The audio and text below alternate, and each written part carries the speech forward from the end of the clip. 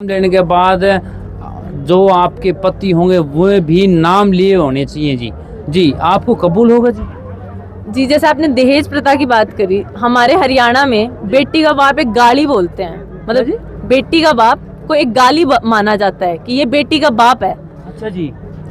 मतलब जो जो जिस प्रथा की वजह से आज बेटी इतनी निर्मल आत्मा होती है एक बेटी की, जी उसका बाप होना अगर एक गाली बोला जाए तो आप समझ सकते हो हमारे समाज की क्या दिशा थी। और उस दशा में संत रामपाल जी महाराज ने डाउरी और दहेज जैसी प्रथा को समाज की रगों से निकाल देना कोई छोटी काम नहीं था। संत रामपाल जी महाराज ने उसे जड़ से उखाड़ दिया है। और जहाँ तक आपने बात करी कि जो जिससे हमारी शादी होगी वो भी भगत होना चाहिए, तो ऐसा कोई रूल नहीं है संत रामपाल जी महाराज का। संत रामपाल जी महाराज के बस यही संत रामपाल जी महाराज बस यही बताते हैं कि अपना जीवन अपने माँ बाप के अनुसार, अपने बड़े बुजुर्गों ने जो वैल्यूज दिए उसके अनुसार जियो। और ऐसे कोई शादी पे या किसी चीज पे पाबंदी नहीं है संत रामपाल जी महाराज का। अब मैं आप पे लेकर चलता हूँ। अगर आपकी शादी ऐसी भगत से हो जाती जो नामदानी ना हो संत रामपाल जी महाराज का, और आप शिकायतें भी हमारे परिवार को दारू वगैरह पीता नहीं है, और शादी होने के बाद वो दारू वगैरह पीने लग जाए, नशे पते करने लग जाए, तो आप कैसे सुलझाओगे जी? जी देखो, संत रामपाल जी महाराज पहली बात तो जितना मैंने उन्हें अपनी 25 साल की जिंदगी में परखा है, ऐसे भगवान है मेरी तो जिंदगी में इतने चमत्कार हुए हैं जी। तो मुझे इतना तो पता है कि जिसके भी घर में मैं जाऊंगी संत रामपाल जी महाराज के आशीर्वाद से जाऊंगी। और ऐसा उनकी शिष्या के साथ, उनकी बेटी के साथ हो नहीं सकता। और जहाँ तक अगर आप मुझे इस सिचुएशन, हाइपोथेटिकल सिचुएशन में डालते भी हो तो मैं संत रामपाल जी महाराज के ज्ञान के अकॉर्डिंग ही चलूंगी। मतलब संत रामपाल जी महाराज ने हमें मेरी भक्ति करना सिखाया है कि मैं मेरी भक्ति करूं, मेरी भक्ति पे ध्यान दूं। अगला कोई भी करता है या अगला कुछ भी घर में कलेश करता है तो संत रामपाल जी महाराज ने मतलब ऐसा इतना निर्मल हम सबको ही बना दिया है कि हम वापस उस बंदे से लड़ाई नहीं करते। और एक बंदा अगर लड़ेगा ही नहीं तो ताली दोनों हाथ से बजती है, एक हाथ से कितनी ताली बजाएंगे जी, है ना जी। तो ठीक है, दहेज प्रथा, उसके बाद नशे पत्ते दूर हो गए जी। उसके बाद आता है जी गहने पहनने से मना कर दिया संत रामपाल जी महाराज जी ने, तो आप क्या लेकर चलोगे? एक लड़की को शादी होने के बाद सजावट बहुत ज़रूरी है। क्यों? सजावट से लड़की अच्छी लगती है जी, और वो दुल्हन की तरह भी दिखती है। परंतु संत रामपाल जी महाराज कहते हैं ये पाखंड जो कोका पहनना है, बालों में गहने पहनने हैं, गले में मंगलसूत्र पहनना है, ये सब बंद करना होगा। देखिए, अगर मैं ओवरऑल सोसाइटी की तरह बात करूं तो एक लड़की सुंदर दिखनी चाहिए या समाज के लिए एक दुल्हन जैसी या तैयार हो के आनी चाहिए। तो अगर एज अ यूथ की बात करूं तो इसको बोलते हैं ऑब्जेक्टिफाइंग अ वुमेन, जो कि आज के टाइम पे अगर आप किसी यूथ से पूछो तो वो गलत मानता है कि एक औरत दूसरों के दृश्य के लिए नहीं है कि हम उसे देखें हाँ सुंदर लग रही है। वो भी एक आत्मा है, वो भी एक बच्ची है, किसी की बेटी है, किसी की बहू है, तो उसको अलग से ऐसे सच के एक शो पीस बन के क्यों आना है। और संत रामपाल जी महाराज जी कितना सिंपल जीवन हमें निर्वाह करवाते हैं कि हमें हमारी इच्छा भी नहीं होती कि हम इतने सजावट करके, इतना तामझाम करके निकले। इतना सरल जीवन संत रामपाल जी महाराज ने बना दिया और हमें वो मर्दों के बराबर लाके खड़ा कर दिया कि क्यों मर्दों को तो नहीं कोई सजावट की जरूरत, तो हमें क्यों इतनी सजावट की जरूरत है। लड़की कोई चीज थोड़ी है कि आप उसे सजा सजू के एक जगह रख दोगे, बेटी है वो भी किसी की। जी जी। आपको नाम लेने से पहले ऐसा महसूस नहीं हुआ भाई ये कौन सा पाखंड है? एक लेडीज को तो कोका और जो कानों में बाले होते हैं ये अच्छे लगते हैं, मांग में सिंदूर अच्छा लगता है, तो सिंदूर से ही मना कर दिया जी? संत रामपाल जी महाराज कहते हैं जो असली सुंदरता होती है वो तुम्हारे अंदर की है। तुम कितना ही सिंदूर लगा लो, अगर तुम घर पे जाके लड़ रहे हो ना तो उस सिंदूर का कोई फायदा नहीं। अगर तुम अगले के माँ बाप से जाके लड़ रहे हो, घर में कलेश कर रहे हो, तो क्या फायदा उस सिंदूर का, क्या फायदा उस कोके का, या क्या फायदा उस हार का। निर्मलता और सुंदरता अंदर से आत्मा की करो, ना कि आप बाहरी शरीर की करो। तो इतना निर्मल ज्ञान और इतना निर्मल मतलब वे ऑफ लाइफ संत रामपाल जी ने बताया है कि जैसे अगर आप देखो संत रामपाल जी महाराज कि बच्चों के घरों में कोई कलेश नहीं होता। आज तक आप किसी और 4 लोगों से पूछोगे ऐसा कोई परिवार नहीं है जिसके घर में लड़ाइयाँ नहीं होती। क्यों? संत रामपाल जी महाराज के बच्चों के परिवारों में क्यों नहीं होती? क्योंकि उन्होंने उनको ऐसी एक राह दिखा दी है। उनकी विचारधारा भी संत रामपाल जी महाराज के अनुसार हो गई है कि वो लड़ाई झगड़ा एक बहुत ही जब हम लाइफ में से इतनी कॉम्प्लेक्सिटीज निकाल देंगे ना, तो लाइफ भी बहुत सरल और आनंदमय होगी। एक्चुअली अगर मैं आपको बताऊं तो मेरे को पहले से ज़्यादा ये लाइफ ज़्यादा अच्छी और निर्मल लगती है, क्योंकि पहले होता था इतनी सारी चीज़ें होती थी ना कि माइंड इतना हर जगह मुझे ये करना है, मुझे इसका जाके ये धोख मारना है या वो करना है, अभी तैयार होके जाना है। अब कोई दुल्हन है, कोई बेटी है, एक बेटी तो होगी जिसके पिता अमीर होंगे, उन्होंने बहुत सोना दिया होगा, तो एक बहू, एक ही घर की दो बहू होंगी, जिसके एक बहू तो बिल्कुल श्रृंगार करके निकलेगी और दूसरी बहू का पिता शायद इतना नहीं अमीर होगा, वो शायद इतनी, तो उस बेटी को भी तो फील होता है ना। तो संत रामपाल जी महाराज ने इन आडंबरों से ही हटा दिया हमें। जी आपने ऐसा क्यों लगा जो शादियों में मना तो नहीं करते हैं संत रामपाल जी महाराज जी, शादियों में जाओ, तो लड़कियां और जब घर की लेडी जाएंगी दूसरे परिवार की शादियों में, जहाँ पर हर लेडीज अपनी सजावट से सुंदर दिखाई देंगी, हाथों में मेहंदी, उंगलियों में अंगूठी, पाँव में जो मेहंदी ये लगाते हैं नाखूनों पे, ये हाँ जी, और ऐसे सुंदर दिखाई देंगी, तो आप अलग से नहीं दिखाई दोगे?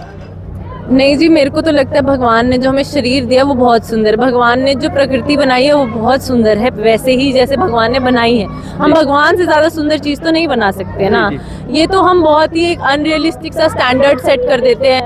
अगले को आजकल प्लास्टिक सर्जरी होने लगी है, सारी हीरोइन प्लास्टिक सर्जरी कराने लगी है। इवन इनफैक्ट मेरे आसपास की लड़कियां प्लास्टिक इतना कॉमन हो गया, तो परसों को आप पूछोगे कि प्लास्टिक सर्जरी भी करानी चाहिए, वो लड़कियां ज़्यादा सुंदर लग रही। तो सुंदरता तो अंदर से आती है, ये तो हमारा विचार ही संत रामपाल जी महाराज ने बदल दिया कि सुंदरता बाहर से आती है। तो हमें वो चीज़ फील ही नहीं होती जब हमें उनका ज्ञान समझ में आ गया है। तो जी आपने ऐसा क्यों लगा जो शादी जो पंडित जी कराते हैं, जो फेरे होते हैं हमारे साथ, हमारे दादा परदादे जिन्होंने शादी करी है पंडितों के अनुसार, 7 फेरों से जो बंधन बनता है, परंतु संत रामपाल जी महाराज जी ने तो फेरे ही बंद करवा दिए जी।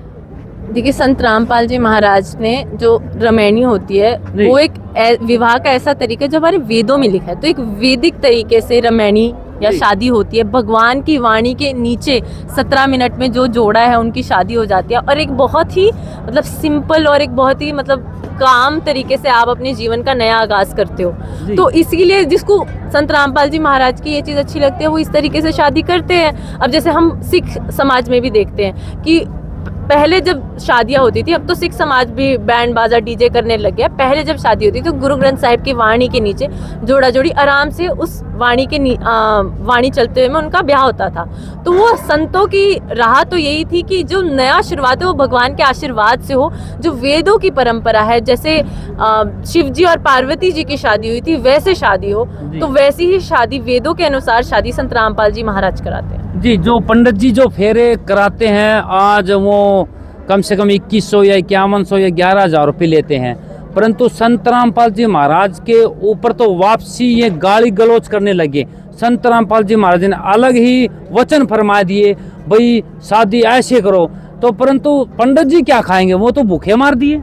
तो सर, जिसकी दुकान बंद होती है उसे तो दुख होता ही है। और संत रामपाल जी महाराज ने करौथा से जब उन्होंने आसन लगाया था करौथा में, तब से ही उन्होंने पाखंड को ललकारा है और सीधी चोट मारी है, और वो सदा ही मारते भी रहेंगे। और संत रामपाल जी महाराज कोई आलोचना नहीं करते, वो सही गलत को गलत और सही को सही बताते हैं। तो इसी वजह से वो लोग चिंगरते भी हैं कि भाई हमारी तो दुकानें बंद हो गई हैं, या संत रामपाल जी महाराज हमारा मतलब जैसे आपने 21,000 बोला, 21,000 से तो आज शुरू होती है। मैंने तो शादियों में पंडितों को इतनी बड़ी बड़ी रकम भी मांगते हुए देखा है।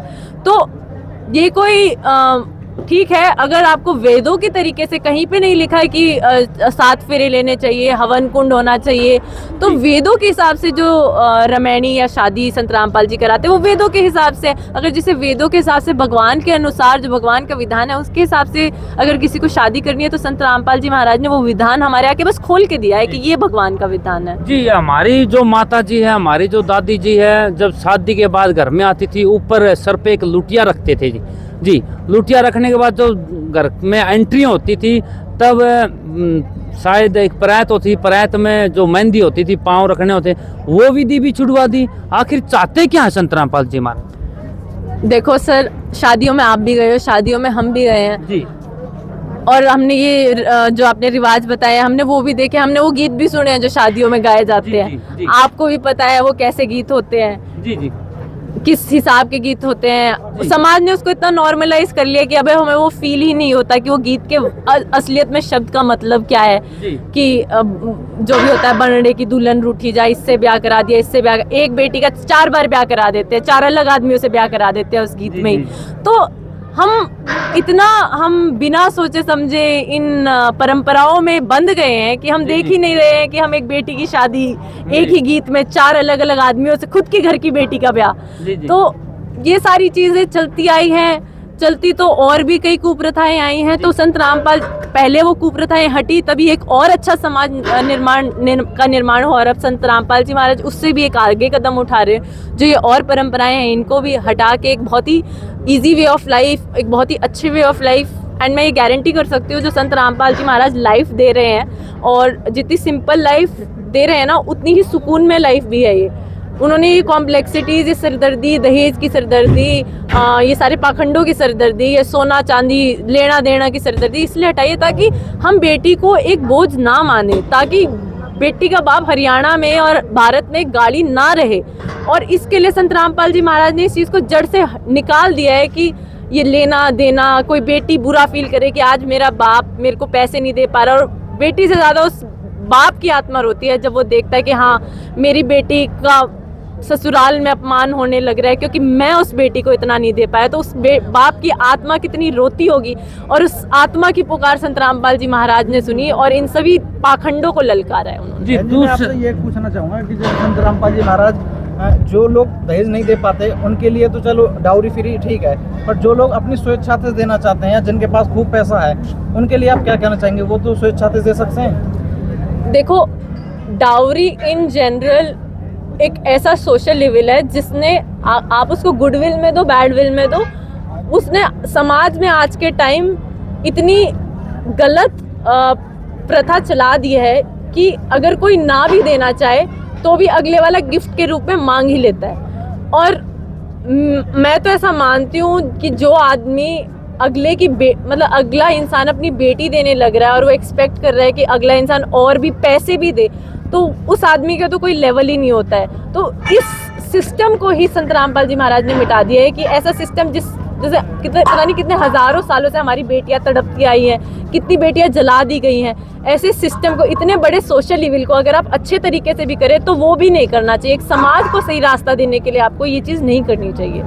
तो हम ये पूछना चाहेंगे कि संत रामपाल जी महाराज जी ने जो ये दहेज मुक्त भारत का सपना देखा है, ये कितना सफल हो रहा है आज? जी, जो चीज़ इतनी ज़्यादा आज के टाइम पे हमारी संस्कृति में बस गई हो, उसकी रगों में बस गई हो, उसको उजाड़ना कोई किसी आम आदमी की बात नहीं। और संत रामपाल जी महाराज ने उस चीज़ को बिल्कुल जड़ से उखाड़ दिया है। अगर आप आज देखेंगे संत रामपाल जी महाराज का कोई भी एक शिष्य भी ऐसा नहीं होगा जो डाउरी देता है या लेता है। कोई लेता भी है ना तो भी, मतलब धक्के से भी देता है ना तो भी संत रामपाल जी महाराज का जो शिष्य है उसको जहर समझता है और जहर के तिनके को हाथ भी नहीं लगाता। तो उन्होंने ये चीज़ बिल्कुल ही इराडिकेट कर दिया सोसाइटी से।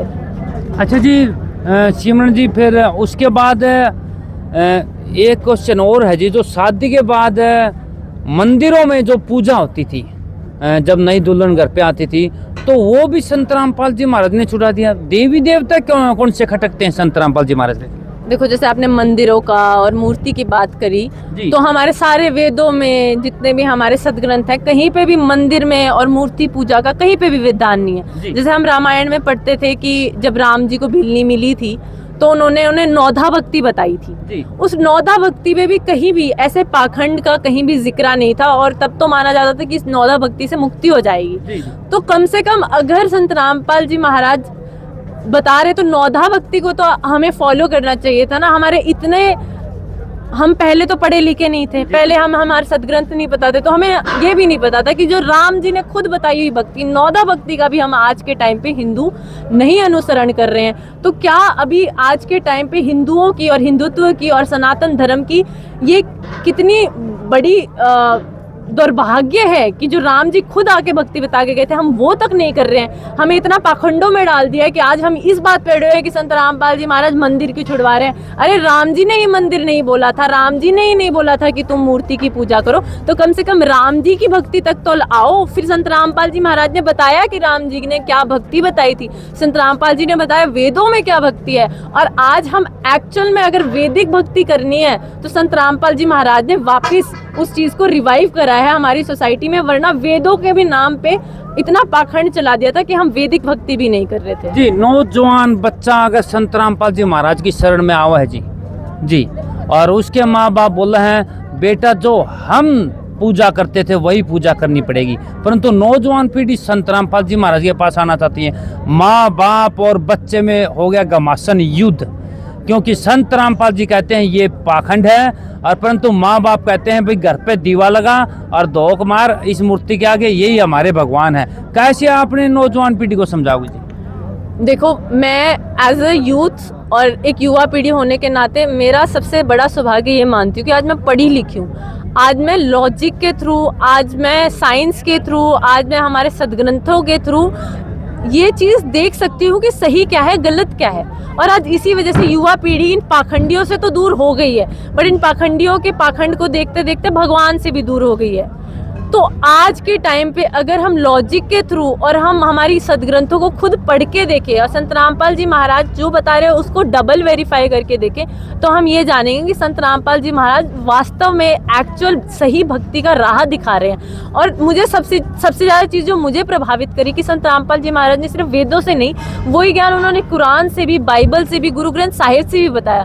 तो एक ऐसा गुरु जिसे सिर्फ वेदों तक नहीं जिन्होंने अपना ज्ञान सीमित रखा, उन्होंने अपना ज्ञान सभी ग्रंथों से बताया और इतनी सरल भाषा में समझाया कि मेरा हर वाई, व्हेन, क्यों, हाउ, सब कुछ, हर प्रश्न का उन्होंने जवाब दे दिया।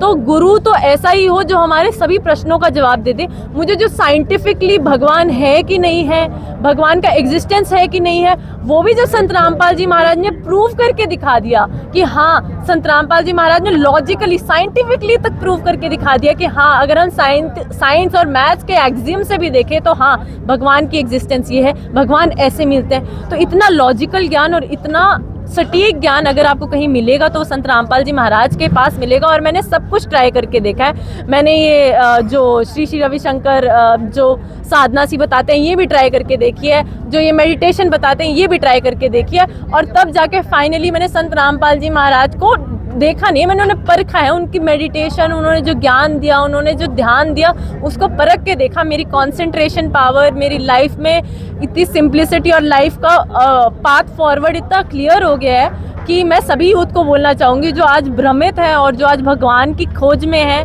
और शांति की खोज में है, तो संत रामपाल जी महाराज का ज्ञान तो ज़रूर सुन के देखिए, क्योंकि उनका ज्ञान बिल्कुल लॉजिकल है।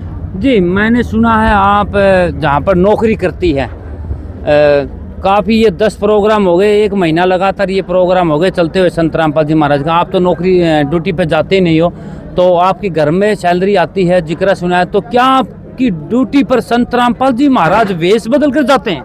जी नहीं जी, मेरा वर्क फ्रॉम होम है अभी, तो मैं घर से ही काम कर रही हूँ। जब मुझे संडे को यहाँ पे ऐसा कोई सम्मान समारोह होता है तो हम तो मौका नहीं छोड़ते हैं कि ऐसे महान संत बहुत मुश्किलों से मिलते हैं। तो सिर्फ मैं ही नहीं, आप देखोगे पूरी हंसी आ जाई हुई थी। जी। तो आज कुछ तो हंसी ने, आज कुछ तो हरियाणा ने देखा होगा जी। कि ऐसा संत आया तो किसी ने मौका नहीं छोड़ा कि आज हम वहाँ पे ना पहुँचे। तो ये तो आज उनके कार्य देखे हैं हम लोगों ने, हरियाणा वालों ने। अगर मैं आपको बैंगलोर की बात बताऊं, जहाँ पे मैं जॉब के लिए जाती हूँ, अभी महीने पहले आई हूँ मैं, तो वहाँ पे तो लोगों ने पहले इनका ज्ञान देखा है, पहले इनको परखा है। हम हरियाणा वालों ने तो पहले इनका काम देखा है, अब इनका ज्ञान सुनने लगे, तो इनका ज्ञान बाद में देखा है हमने। तो मैं तो यही कहूँगी कि इनका ज्ञान सुने, कार्य तो देख ही लिया हरियाणा वासियों ने, और मान तो लिया ही है कि आज ये अगर कोई पूर्ण संत है जिसने जगत को उधारने का काम किया है, जिसने संसार में एक ऐसा नया युग का परिवर्तन सा कर दिया है कि आज माहौल हरियाणा का बदल गया है। इतना एक क्या कहते हैं ना, इतना बिल्कुल शमशान में चले गया था, सारा पानी पानी हो गया था, और उस शमशान से, उस वहाँ से हमें निकाल के लाना किसी आम इंसान की बात नहीं थी। ये तो आज की हर किसान के दिल की बात है ये तो। जी सिमरन जी, आपको पूरा देशवासी आज देख रहे हैं, और देखने के साथ साथ आप बताइए कि आप नौकरी बहुत किलोमीटर दूर करती हैं और 1 महीने से यहाँ पर लगातार आप सेवा में आ रही हो, ये राज कहाँ तक है जी? जी मैं बैंगलोर में जॉब करती हूँ। इनफैक्ट मैं आपको अगर एक छोटी सी चीज़ बताऊँ तो बैंगलोर में मैं जिस कंपनी में जॉब करती हूँ वो मतलब और भी कंपनियाँ सारी मिलके गुरुओं को कुछ दान देती है जी और वो मतलब उनका नाम नीचे लिख देते हैं। जी तो मैंने जब पता किया कि हमारे गुरुजियों ने, संत रामपाल जी महाराज ने इतने लाखों लोगों के घर बना दिए, बेटियों को पढ़ाने लग रहे हैं और अभी करोड़ों में नहीं अरबों में उन्होंने मतलब किसानों को बचाने के लिए पाइपें मोटरें का दान दे दिया, तो तब मेरे ऐसे मन में ये विचार आया कि अगर संत रामपाल, अगर इस मिशन में अगर मेरी कंपनी भी आगे आके मदद करना चाहे तो मुझे ये चीज़ पहुंचानी चाहिए गुरुजी। तो जब उन्होंने मुझसे ये चीज़ पूछी तो मैंने आगे जब मेरे पिताजी को ये बात बताई तो वकीलों के थ्रू उन्होंने चिट्ठी लिखी संत रामपाल जी महाराज को कि ऐसे ऐसे कंपनी इतना इतना डॉलर्स में दान देना चाहती है। मतलब बहुत बड़ी रकम थी वो। मुझे ऐसा लग रहा था कि इतनी बड़ी रकम है, पता नहीं इससे कितने ही हज़ारों लाखों घर बन जाएंगे। और मैं बहुत खुश होकर वो पत्र लिखा था। पर जब संत रामपाल जी महाराज का उस चीज़ पे रिप्लाई आया कि बेटा हम किसी जगत के भिखारी नहीं, हम कबीर सेठ के भिखारी, हम उस कबीर भगवान के भिखारी हैं, तो उस दिन मेरा बिल्कुल मन परिवर्तन हो गया था कि ये सचमुच एक बहुत ही अद्भुत शक्ति आई हुई है कि इतने बिलियंस ऑफ डॉलर्स उन्होंने ऐसे मना कर दिए और सचमुच में ही ये मतलब भगवान ही ये चीज़ करा रहे हैं, क्योंकि किसी इंसान की बस की बात नहीं थी अरबों में ऐसे दान दे देना। जी जितने भी वो डॉलर हैं जो आपने चिट्ठी लिखी थी, तो आपका ये मन में नहीं आया? उन्होंने तो मना कर दिया है, नीचे नीचे मैं घसीट लेती हूँ। जी संत रामपाल जी महाराज ने हमेशा ज्ञान दे दिया है कि ये चीज़ तो एक पल के लिए हमारे दिमाग में से निकलती जाती भी नहीं है। मतलब हमें जहर लगता है ये चीज़ कि अगर मुझे 10 का भी नोट मिल गया तो मैं वो 10 का नोट उठाना और ऐसे रख लेना गोजी में। 10 का क्या, अगर मुझे 1 लाख की गड्डी भी मिल जाए तो भी मैं उसको हाथ ना लगाऊं कि हम क्यों ऐसे। मतलब वही मैं आपको बताने की कोशिश कर रही हूँ कि संत रामपाल जी महाराज ने ऐसे कहते हैं ना संस्कारों के देवता पैदा कर दिए हैं जो गलत तो दूर की बात है, गलत सोचते भी नहीं है। तो जिस संत ने ऐसे बच्चे, ऐसे शिष्य पैदा कर दिए, उस संत का कैरेक्टर क्या होगा, उस संत का चरित्र क्या होगा, वो तो आप लोग खुद ही समझ जाइए। अभी बहन जी मैं ये पूछना चाहूँगा कि आपने बोला कि संत रामपाल जी महाराज जी ने लाखों करोड़ों का डोनेशन लेने से मना कर दिया, पर हमने पिछले दिनों देखा कि कुछ संतों ने एक क्रिकेट लीग रखी जिससे कि हमको डोनेशन आएगा और उससे फिर हम लोगों की मदद करेंगे, बाढ़ पीड़ितों की मदद करेंगे। तो क्या भिन्नता पाते हो आप संत रामपाल जी महाराज जी में इस तरीके से? देखिए ये तो मतलब बिल्कुल हास्य की बात है कि उन्होंने जितने बड़े वो, जितने लेवल पे उनके पास श्रद्धालु आते हैं, जितने करोड़ों का दान उनके दिन में जाता है, जितने बड़े बड़े पीठाधीश्वर वो थे, उनके पास पहले ही करोड़ों में तो दिन हफ्ते में दान जाता है। तो इतने बड़े बड़े मठाधीश्वर, इतने बड़े बड़े पीठाधीश्वर कहाँ थे जब सचमुच में इतनी बड़ी आपदा हमारी सोसाइटी पे आ गई थी, हमारे किसानों पे आ गई थी, कोई आगे नहीं आया। अभी भी जब उन्होंने क्रिकेट लीग दी, हमने कहीं नहीं देखा कि उन्होंने एक बिस्किट का पैकेट भी किसानों को दिया हो। तो यही तो मैं बता रही हूँ कि यही डिफ्रेंशिएट हो जाता है कि संत रामपाल जी महाराज कोई आम संत नहीं है, वो तो कोई युग पुरुष है, कोई अवतारी है, कोई किसी आम संत की ये बात की बस की ये बात है ही नहीं कि वो इतनी मदद करते। जी आपने कहा कि करोड़ों रुपए ठुकरा दिए, जी पक्का कन्फर्म है क्या? संत रामपाल महाराज जी ने कोई बंदा भेज के और ले लियो, आपको पता ना चले हो? जी नहीं जी, पक्का 101% कन्फर्म्ड है। मेरे थ्रू ही कंपनी से बात हुई थी और संत रामपाल जी महाराज ने मुझे सीधा मना कर दिया था कि बेटी हम ऐसे नहीं दान लेते हैं, ये कबीर भगवान का मिशन है, कबीर भगवान, हम कबीर सेठ के भिखारी हैं, हम जगत के भिखारी नहीं है। और उस दिन मेरा बिल्कुल मन परिवर्तन हो गया था। अच्छा जी, संत रामपाल जी महाराज कहते हैं मेरे जो नाम दान ले लेगा और वो गरीब है वो अमीर हो जाएगा, ऐसा सुनने में आया है। जी जी बिल्कुल सर, इन्होंने ऐसी भक्ति दे दी है, इन्होंने ऐसा मतलब जहाँ कैंसर के पेशेंट ठीक हो रहे हैं वहाँ पे कुछ चंद रुपए क्या हैं। संत रामपाल जी महाराज ने तो अगर मैं खुद बताऊं तो संत रामपाल जी महाराज की इतनी दया हुई मेरे पे, इतनी मेहर हुई कि बहुत बड़ी कंपनी में बहुत अच्छे पैकेज में, जो पैकेज सिर्फ उस कंपनी ने एक ही बार दिया और सिर्फ 2 लड़कियों को दिया, और मेरे कॉलेज में जो सबसे बड़ा पैकेज गया वो संत रामपाल जी महाराज की दया से हुआ।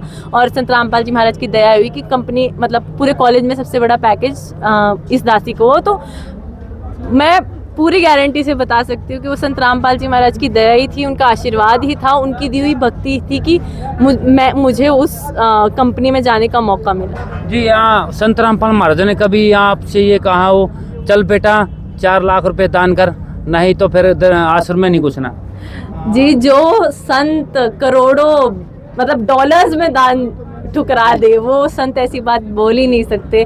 उन्होंने तो आज तक एक पैसा भी नहीं मांगा है, ना मेरे से नहीं, किसी से भी आज तक एक पैसा भी नहीं मांगा है। और मैं बता सकती हूँ कि मेरी पूरी लाइफ में अगर मैंने इतने स्पॉटलेस कैरेक्टर के कोई इंसान देखा, और इंसान तो मैं उन्हें बोलना ही नहीं चाहती, वो सचमुच में भगवान एक अवतार ही आए हुए, क्योंकि मैंने सचमुच में ऐसे चरित्र वाले और ऐसे ज्ञान वाले संत और ऐसे कभी नहीं देखे। और मैं पूरे दावे से कह सकती हूँ, और मैं सभी से ये प्रार्थना करूँ, ये सचमुच में कोई अवतार, कोई भगवान का अवतार आए हुए हैं। इन्हें पहचान सकते हो तो पहचान लो, क्योंकि भगवान की पहचान उनके चेहरे से नहीं होती, उनके रूप से नहीं होती, उनकी वेशभूषा से नहीं होती। भगवान की पहचान उनके कार्यों से और उनके काम से होती है। जी, कितने नाम ले चुके हैं आप? 1 2 3 4, ये कई बार बताते हैं 5 6 नाम है जी।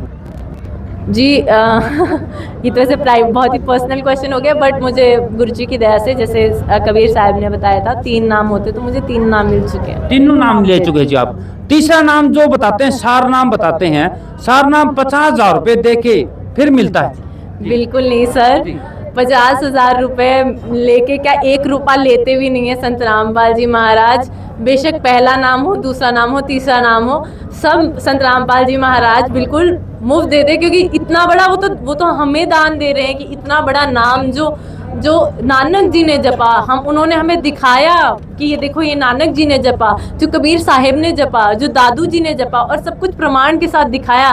तो मेरे तो भाग धन्य हो गए थे जिस दिन मैंने वो नाम नानक जी की पुस्तक में देखा कि हाँ भाई ये नाम नानक जी ने भी जपा और दादू जी ने भी जपा।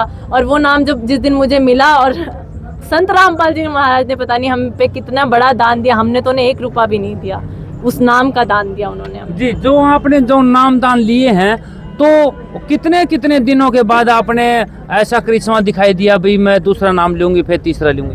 जी, संत रामपाल जी महाराज से तो अगर दिल से अगर आप यकीन भी कर लें, उनका पहले तो उनका ज्ञान सुने और उसके बाद बिना नाम लिए भी आप दिल से यकीन कर लेंगे ना कि हाँ ये सचमुच में कोई अवतारी पुरुष है, कुछ आया हुआ और मैं इनकी शरण में जाऊंगा, तो मैं तो आपको बता रही हूँ उस दिन भी, उसी दिन आपके घर में चमत्कार हो जाएगा। जैसे कल ही मेरे एक चाचा जी हैं जी, उन्होंने वो गांव से आए हुए थे जी, और ये हांसी में ही यहाँ प्रोग्राम में भी आए हुए थे, तो वो हमारे घर पे आए और हमें कहने आए थे कि हाँ हांसी में प्रोग्राम है, मैं भी आऊँगा, तुम भी आना। तो उन्होंने जैसे बातचीत चली तो उन्होंने मुझे ये बात बताई कि मुझे 2 लाख की ज़रूरत थी, मैं भाई को भी फ़ोन कर रहा था, भाई बिजी था, भाई ने फ़ोन उठाया नहीं। और जिस आदमी को अगले दिन 2 लाख देने हो, जिस किसान को अगले दिन 2 लाख देने हो, उसको रात को कैसी नींद आती है वो उस किसान को ही पता है जी जी। तो वो पूरी रात ऐसे सो नहीं पाए और हमने उन्हें ज्ञान गंगा पुस्तक दे रखी थी गुरुजियों की, तो और हमने उन्हें गुरुजियों की महिमा भी सुनाई हुई थी। सुनते ही थे, हम घर पे आते थे तो हमारे जो घर में जो चमत्कार हुए थे वो देखते भी थे, साक्षी थे उस चीज़ के। तो उन्होंने ऐसे ही मन में विचार किया कि अब तो मेरे पास कोई साधन नहीं है, तू ही कुछ कर दे, अगर आप में कोई शक्ति है, आप कोई अवतारी पुरुष हो, तो मैं आपकी ये पुस्तक आज पहले 10 पेज पढ़ रहा हूँ, आप कुछ कर दो। उन्होंने मन से बिना नाम लिए ये प्रार्थना करी और संत रामपाल जी महाराज ने वो प्रार्थना सुनी। अगले दिन सुबह होते ही उनको किसी दोस्त का फ़ोन आया, कहते कि भाई मुझे तो ये 2 लाख उधारी चढ़ाने, कहीं पे ब्याज पे चढ़ा दे। तो उस दिन तो उनका दिल गदगद हो गया था और वो भी माने। ऐसे तो अनेकों चमत्कार, तो मैं कल का चमत्कार बता रही हूँ आपको, ऐसे तो अनेकों चमत्कार हमारे साथ दिन प्रतिदिन होते हैं। चमत्कार तो बहुत छोटी चीज़ है संत रामपाल जी महाराज के लिए। जी, मैं लास्ट क्वेश्चन आपसे ये पूछना चाहूँगा कि जितने भी धर्मगुरु हैं या फिर आपके चमत्कार हैं या फिर दहेज मुक्त विवाह हैं, ये संत रामपाल जी महाराज हिंदुओं के कराते हैं या ये चमत्कार केवल हिंदुओं के साथ होते हैं या अन्य धर्म जातियों वाले लोगों के साथ भी होते हैं? क्योंकि हमने जितने भी संत महात्मा देखे हैं, कोई तो हिंदू धर्म मान बता रहा है, कोई कह रहा है कि हम हिंदू धर्म मतलब अपने भारत में हिंदू धर्म को लागू करना चाहते हैं, तो क्या संत रामपाल जी महाराज भी बांटने का काम करते हैं या सबको एक करने का काम करते हैं? जी, संत रामपाल जी महाराज ने अपने हर शिष्य को ये सिखाया है कि जीव हमारी जाति है, मानव धर्म हमारा, हिंदू मुस्लिम सिख ईसाई धर्म नहीं कोई नारा। तो ये पहले संत है जिन्होंने सिर्फ कोई जाति से ही नहीं हमें जोड़ा, हमें धर्मों से भी जोड़ा। हमें ये बताया कि मानवता ही हमारा इकलौता धर्म है। और इसीलिए उन्होंने शास्त्रार्थ भी, जब पूरी दुनिया में उन्होंने ऐलान किया कि जितने भी संत हैं आके मुझसे शास्त्रार्थ करें, उन्होंने सिर्फ हिंदू धर्म में नहीं बोला, उन्होंने बोला कि मुस्लिम धर्म के, ईसाई धर्म के, जो सिख धर्म के भी है, सभी धर्म के लोग आके मुझसे शास्त्रार्थ करें।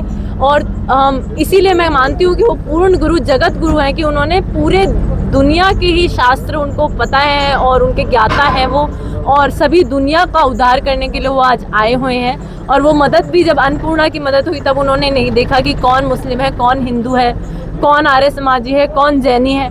तो उन्होंने जब मदद करी, जिनके वो घर बनवा रहे हैं, वो तो कभी ये चीज़ें देखते हैं ना, उनका शिष्य देखता, उनका तो आपको शिष्य भी नहीं मिलेगा जो जातिवादी धर्मवादी सोच का हो। तो संत रामपाल जी महाराज जी ने इस अन्नपूर्णा मुहिम के तहत मुस्लिमों के भी घर बनवाए, मुस्लिमों की भी शादी होती है आश्रमों में?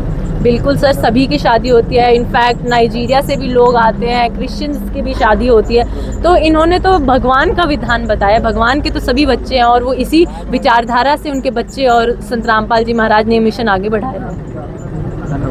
जी, जो हमारे जो भारत देशवासी, जो आने वाली पीढ़ी है, आज हर नशे में बढ़ चुकी है। 20 से 25 साल की उम्र में ही हत्या हो जाती है, हर माँ बाप तड़फ तड़फ के वो उम्र गुजारते हैं। तो हमारे जो देशवासी बच्चे हैं, अगर नशा छोड़ना चाहते हैं तो क्या उपाय है? जी बिल्कुल, आज करोड़ों में नशा मुक्ति अभियान संत रामपाल गवर्नमेंट चलाती है, बट अगर आप देखोगे तो संत रामपाल जी महाराज का 16 साल का बच्चे से लेके एक 70 साल के ताऊ भी बीड़ी, तंबाकू, शराब, नशे से संख्यों कोस दूर है।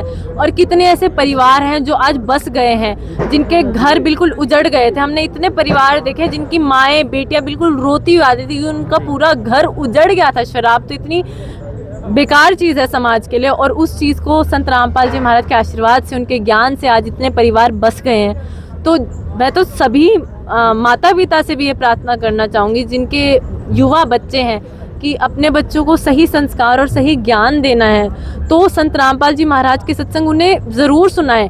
आज मैं बेंगलोर में बैठी होती तो मेरे पिता को ये चीज़ पता होती है, वो संयम से ये ज़िंदगी जीते हैं कि मेरी बेटी के संस्कार मेरे शायद कम हो जाए, पर संत रामपाल जी महाराज ने जो उसमें संस्कार डाले हैं वो ऐसे संस्कार हैं कि बेशक मैं बेंगलोर के एयरपोर्ट पे हूँ, बेशक मैं इंग्लैंड के एयरपोर्ट पे हूँ, मेरे माँ बाप को पता होगा कि मेरी बेटी के साथ मेरी बेटी कभी गलत सोच भी नहीं सकती। जी जी, धन्यवाद सिमरन जी। ये देखो भाई,